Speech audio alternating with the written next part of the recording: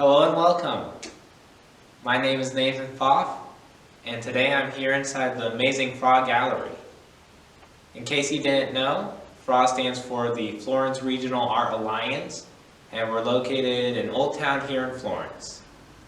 Today, I'm going to be teaching you how to make your very own Zentangle bookmark.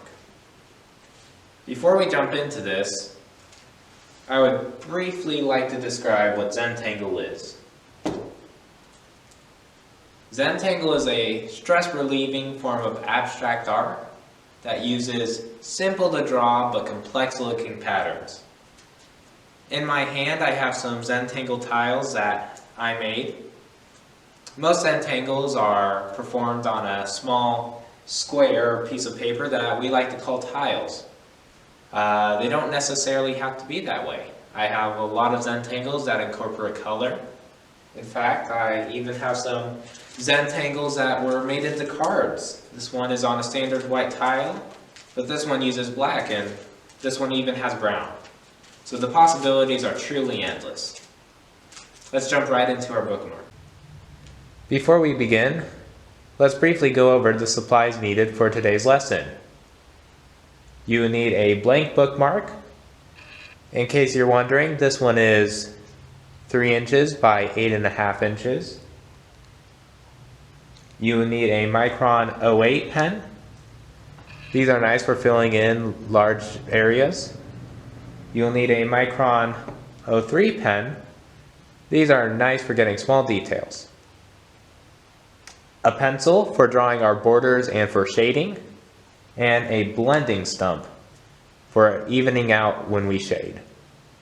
Let's hop right into it. To begin, grab your pencil and place one dot in each of the 4 corners.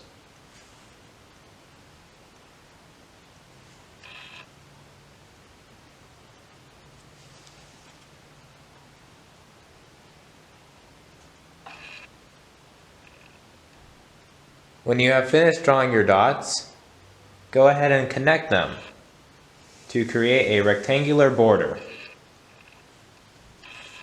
I am using somewhat straight, somewhat curved lines. If you prefer to use all straight lines or to curve them, the choice is up to you. It's however you feel fit. For this next part, we are going to divide our bookmark into 3 sections. I am going to try to go for equal sections, but just for some characteristics, I'm going to add curved diagonal lines. So 1, 2, and 3 sections. This outside line is called our border. This will keep us from making our Zentangle a little too messy or too crowded, so we don't have to go all the way out to these outer edges. The inner pencil markings are called our string, and they will help divide the bookmark into sections that we can later fill with patterns. Let's begin with our first pattern. For our first pattern, we will be doing one called Knightsbridge. And this one looks a bit like a curvy checkered board. To begin, pick a section. I'm going to start with this middle one, but you could pick either the top or bottom or middle one. It's up to you. And begin by drawing a single curved line. Then you're going to add more curved lines on either side. If you would like bigger squares, you can make them farther apart. If you want smaller squares, make them closer together. I'm going for medium to large size squares.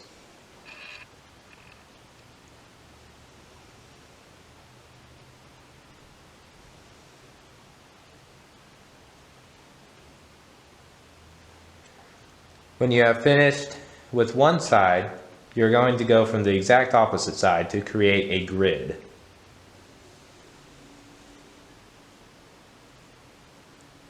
And if you don't like your lines to be curved, you can make them straight. That's perfectly okay.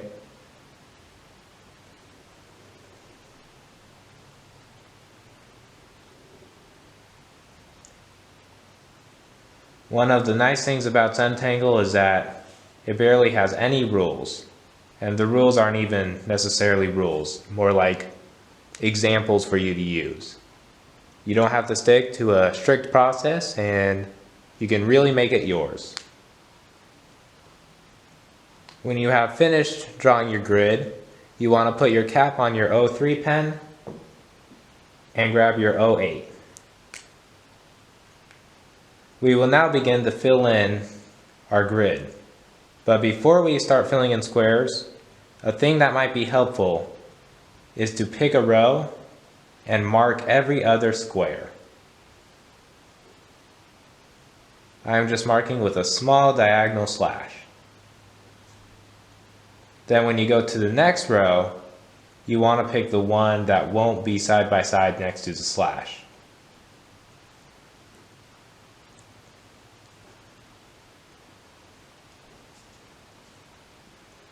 This will help us from accidentally filling in the wrong square.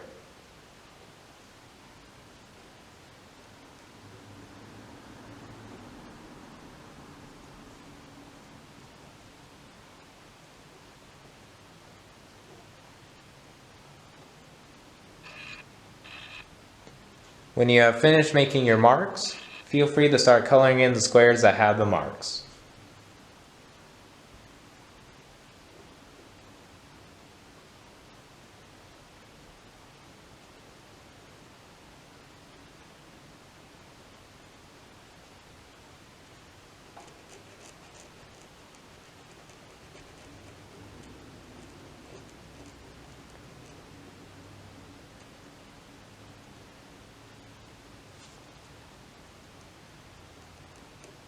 It might be easier to use small circular motions when filling in your areas. This will allow you to feel a bit more in control and be able to get a little bit more precise lines so you don't accidentally go over.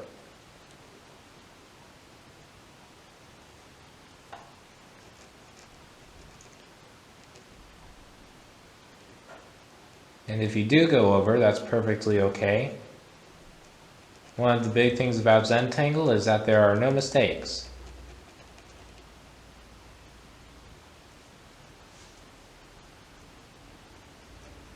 The artist Bob Ross once said, "No mistakes, just happy little accidents."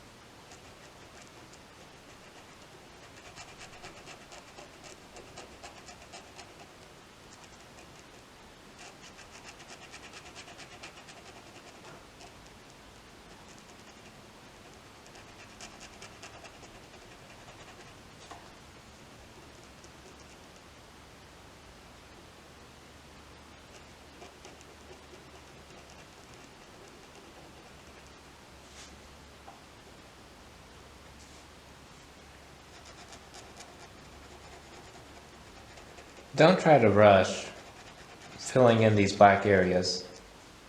Just take your time and be in the moment and just appreciate what you're doing. Because unfortunately I can't see how yours are turning out, but I know you're doing an amazing job at it.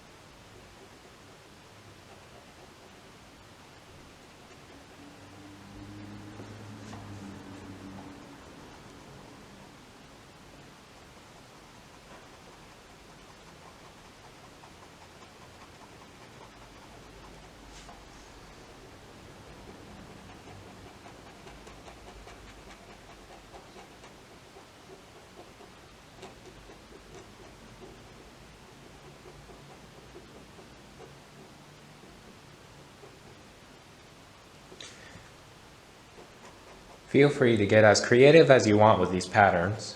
If you don't want to use black, you don't have to. You could break out some color pens and add maybe red or blue. Purple is one of my favorites, so that would be cool.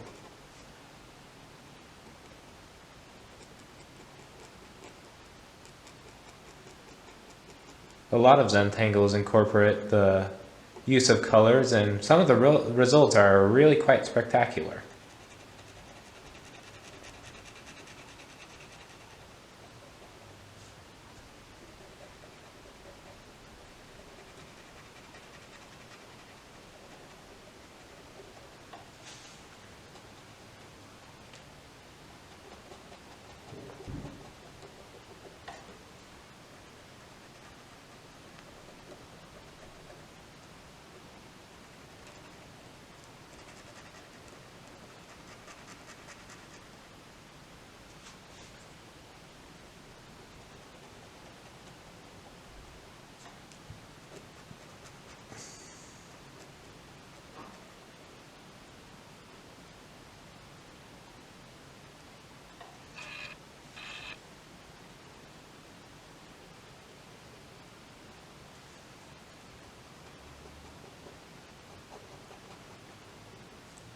If you need to rotate your bookmark to get a spot a little bit easier, that's also perfectly okay.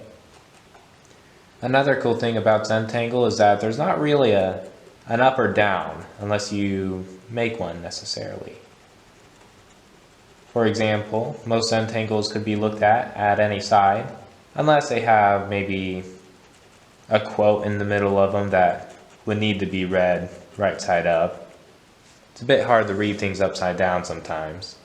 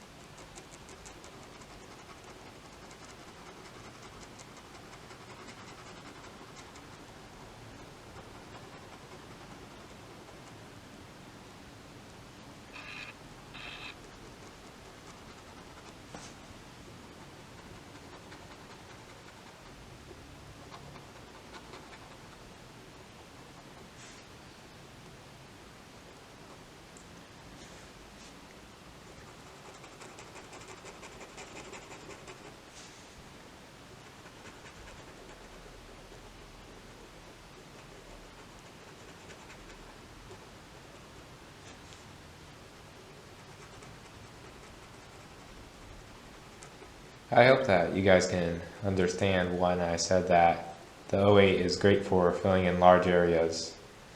With the O3 that we've been using, it's a bit skinnier tip, and so you're not able to cover as much area as quickly. I found out that there's two types of people when it comes into filling stuff in. There's people that tend to try to rush and get right through it, and the people who really take their time and just enjoy the moment. Unfortunately, I'm one of those type that try to rush and go as fast as I can, because filling in stuff isn't necessarily my favorite part of this, but I'm trying to get better and just take the time and let each stroke of the pen be deliberate. I'm curious to find out what category you guys fall in, but either one is okay. And we're done. And that's Night Bridge. Feel free to put a cap on your 08 and we'll get right into the next one. This next pattern is called bales. And it's hard to describe what bales looks like, but we'll just jump right into it. I'm going to be using this top section right here to start. And you want to begin by taking your O3 and starting off with a grid. Unlike the previous one, you don't want your grid necessarily to be curvy. This pattern looks good, or better per se, if the lines are all straight. So I will try my best to make an evenly spaced, straight lined grid.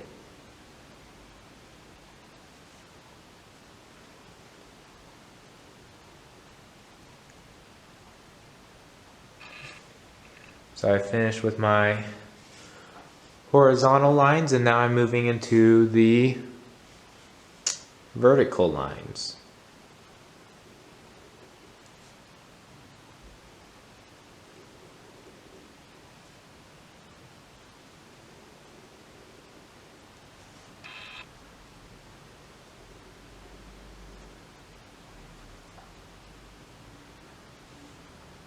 All right.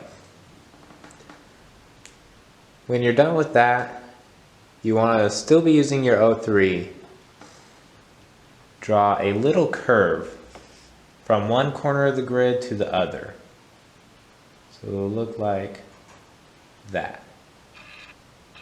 And I found out, at least for me, that it's best if I just do one side of one line at a time. Just sort of helps me to slow down. And when you reach the end of your border, just bring it out and stop where it is. You don't have to try to curve it all the way in. You can just pretend it's going behind the border. So now I'm going to go to my next row. Just start doing the same sort of arch movement.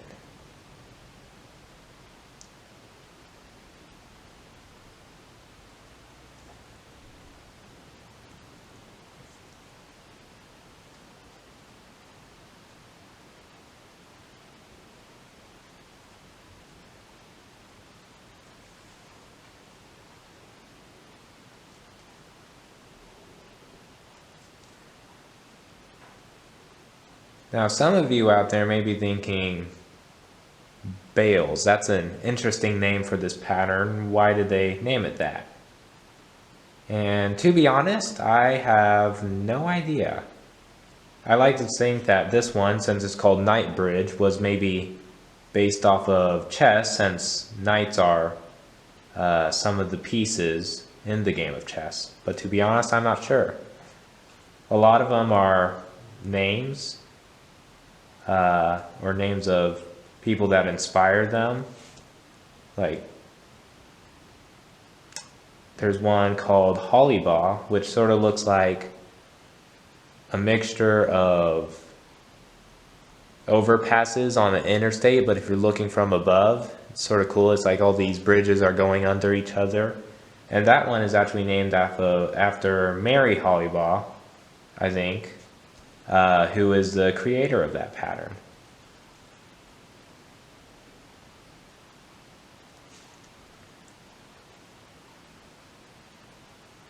Bales may very well be the last name of the person who created it, or maybe a person of somebody who was close to the person who created it.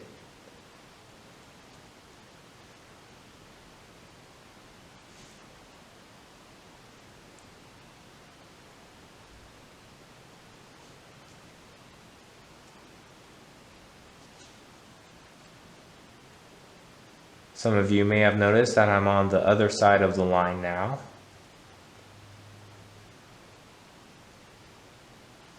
And others of you might have noticed that as we keep going, this pattern keeps getting complex. You start seeing that these look like small oval shapes. And when we reach to the end of this pattern, that will create a really cool effect that I'll point out to you guys.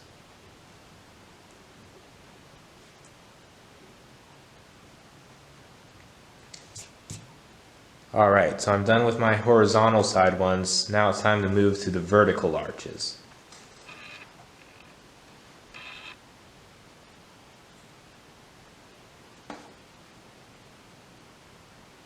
And this is the part I like, because it looks like the arches they're getting tucked into each other.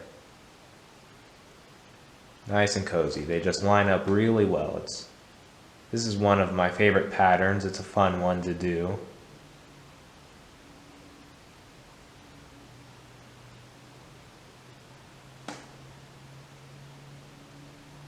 I hope my fingers aren't blocking the way. I'm trying to be very camera conscious to make sure all of you guys can see.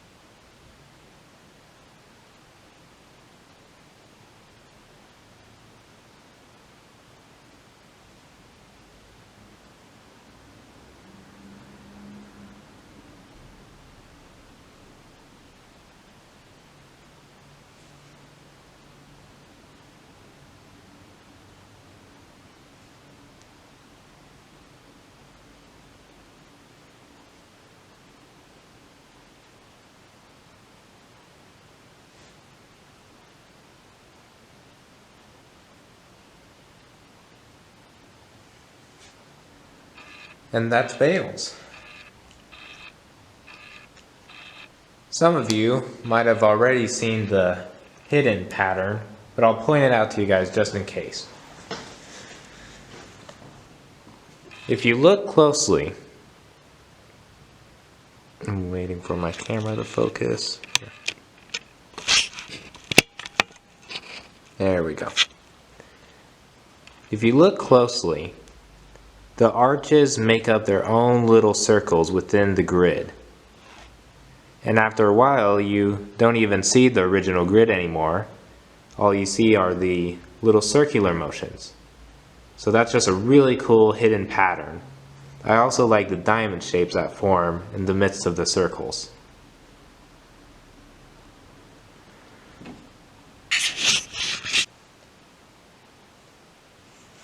Alright, time for our third and final pattern. Unfortunately, I cannot for the life of me remember what this final pattern is called, but it'll look something like that. So let's begin.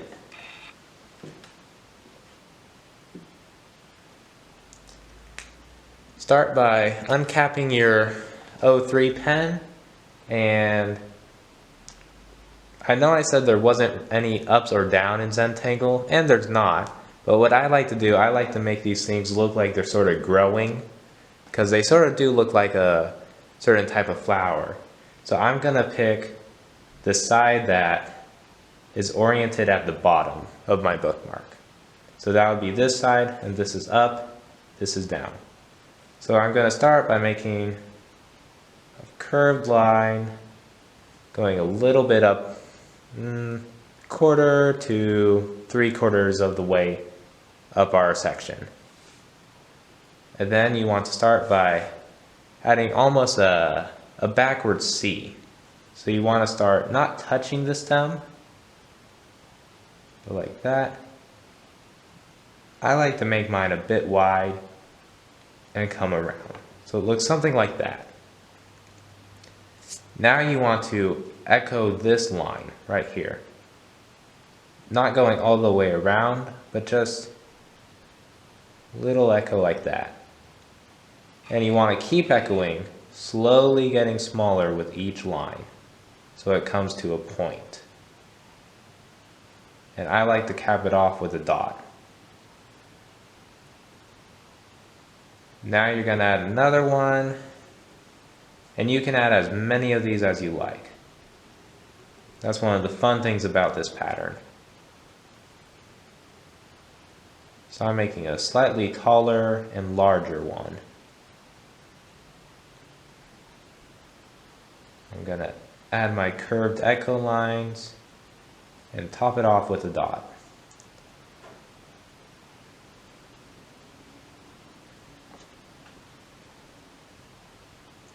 My backward C shape. Curve.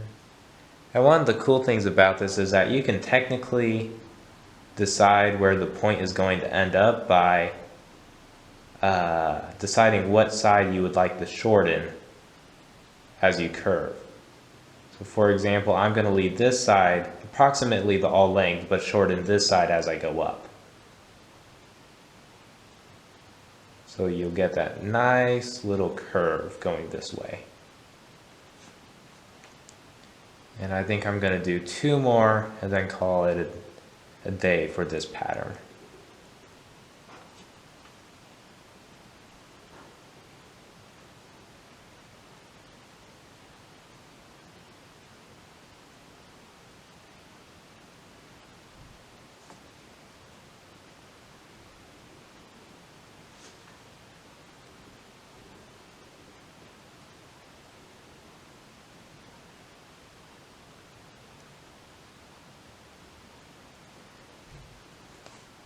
Now there's one little tiny thing I like to do to this, but you don't have to if you don't like to or want to. I like adding these little dots on either side of it just to give it a little bit more characteristic. So I'm going to start down here and just add dots as I go all the way up. And I'm going to meet at that center dot that we drew earlier.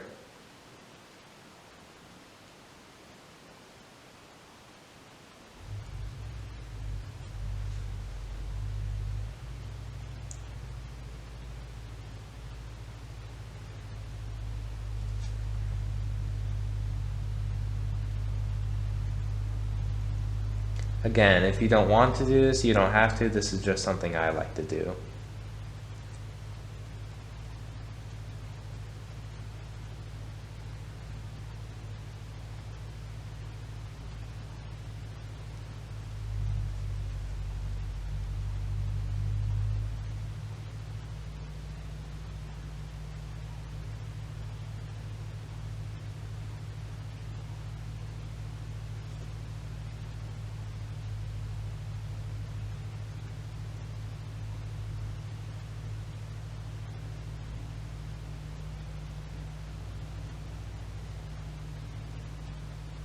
Alright, so go ahead and put a cap back on your 03 pen. And now, if you would like to stop now, if you're content with your bookmark, that's perfectly okay, you can do that. If you would like to add some shading, I'm going to teach you some good places to add some shading now. Right. So taking your pencil, we're going to start off with Knightsbridge. And for this one, I like to pick one side of a line and just add a thin layer of pencil marking. You want to very lightly place it on, because we'll go back later and using our blending stumps we'll even it out. So very lightly just on one side, sort of hugging that corner on either side.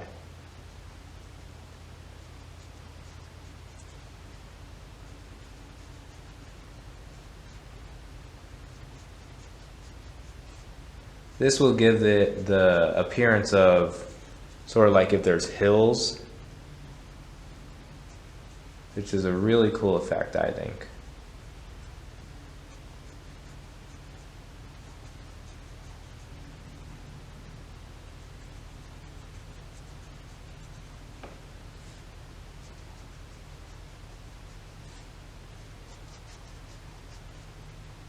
And again, the key thing here is to add light pencil shadings, because now we're going to set our pencil down and we're going to pick up our blending stump. If yours doesn't look exactly like this one, that's okay. They come in many different shapes and sizes. Now we're going to place it on the pencil shading, and in small circular motions we're just going to bring it out just a little. Not all the way, but just so it sort of fades at one side and stays darker in the other side. So just small circular motions.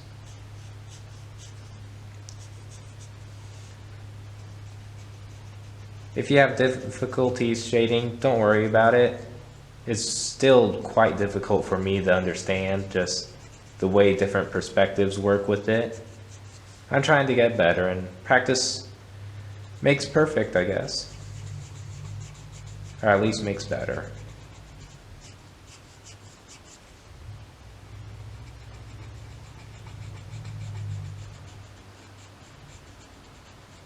Another thing to keep in mind is to make sure you don't accidentally shade your border or string unless you want it to. I prefer to give it just that light pencil look, because one of the main things with the string and border is that you want it to fade into the background and just sort of become one with the paper per se, so it's not causing attention that there's all these weird pencil lines going around.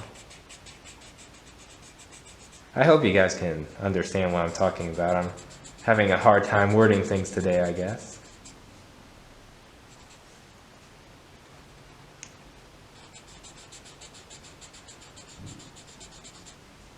You'll also have to excuse all my stuttering I've been having today.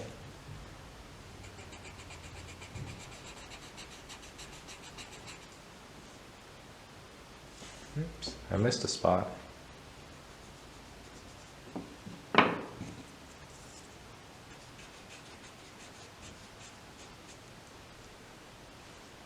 And just like that, you've shaded Knightsbridge.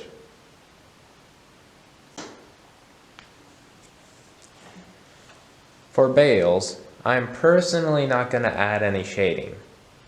This will add contrast between the shaded patterns and the not shaded patterns.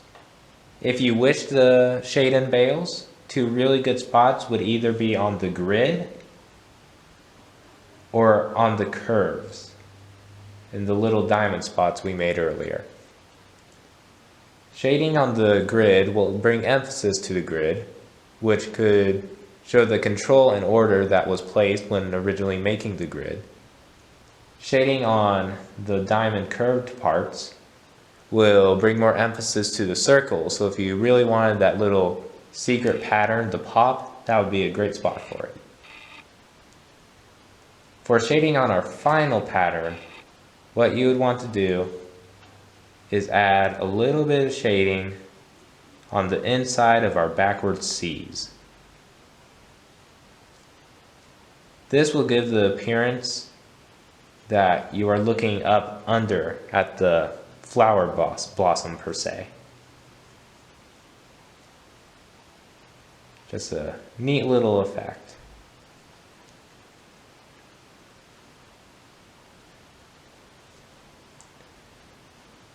Again, just using light little lines and bringing our stump back. Gonna use small circular motions. And I think for there I added too much, but that's okay because there are no mistakes.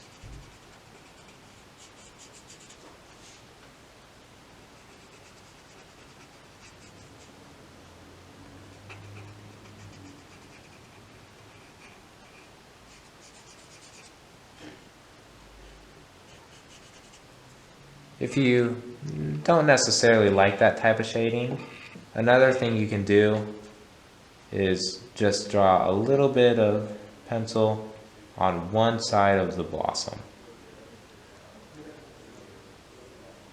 This will give the appearance that there's light coming in on this side and its shadow is being cast from the back.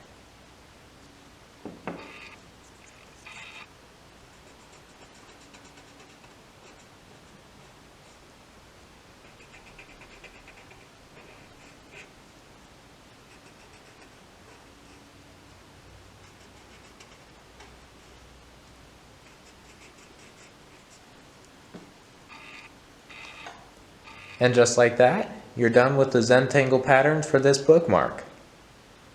For the final step, you want to take your 03 pen and pick a side outside of your border and just initial. Put your initials down. I have this little artist slash I like to do. Then you want to turn it over and you're going to sign and date the back.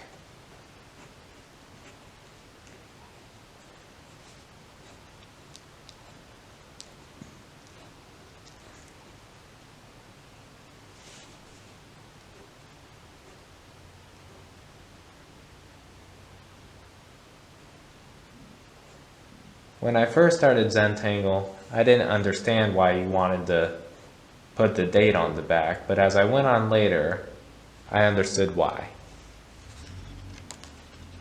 When you first start out at Zentangles, you may not know all the little tips and techniques that help your Zentangle really come to life. But as you progress, you slowly learn these tips and techniques, and it's nice to look back and see how much progress you've made. So by looking at the date, you can tell what order they're in and how old they are. It's just a really nice thing to look back on. Congratulations on making your Zentangle bookmark. Congratulations on making your very own Zentangle bookmark. I want to give a big thanks to Pfaff for letting me use their building, but also for help making this video possible. I also want to give a big thanks to Joe Boudreau down at Bow Arts and Fine Materials for helping supply the supplies used in this video. Thanks for joining me today.